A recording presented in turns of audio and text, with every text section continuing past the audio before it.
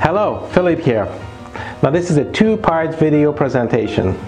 In the first part, we will go over what are the fundamental elements that make up your business or organization a living, thriving entity. In the second part, we will go over what you can do to bring it back to growing if it has contracted.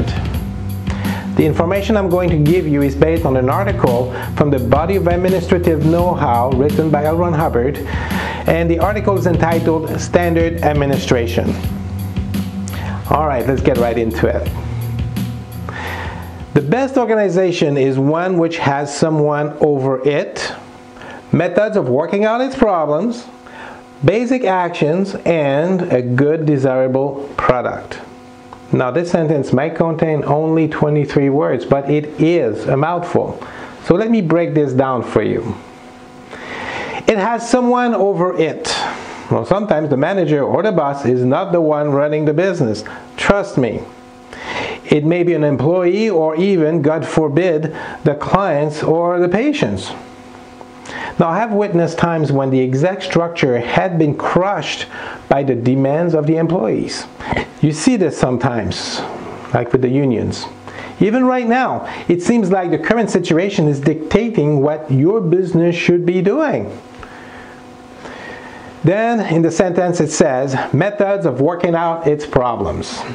Now, that's simple, unless the method is dump it on the boss's laps and have him or her figure it out. Well, that's not working out a problem. And really, it's a plain lack of training or irresponsibility on the part of the employees. Now, let me ask you then, what are your methods of working out the organization's problems? Then we have basic actions. This is what needs to happen in the business for it to generate a demand and produce a service or product that satisfies that demand. Are these documented? And are your staff expert in dealing with these basic actions? And lastly, a desirable product. Now, I'm sure you know what that is. This is why you build your business in the first place. But how about your staff? Do they know what their product is? Look, I've known a receptionist who thought that her product was to make phone calls. All right, well, she was busy, all right, but the schedule was always full of holes. But man, she was busy doing phone calls. You see what I mean? All right, the next point in the reference is, such an organization must have a clear-cut purpose and fill a definite need in order to survive. Now it's time to look at this and evaluate your business purpose and what need it fills. Then further in the reference, it says its commodities or services must be more valuable than it costs to produce or furnish those commodities or services. Now I'm going to comment on this. Before COVID-19, you had set up your organization so the cost of delivering the service or product was less than the money you received, right? You were making a profit, hopefully.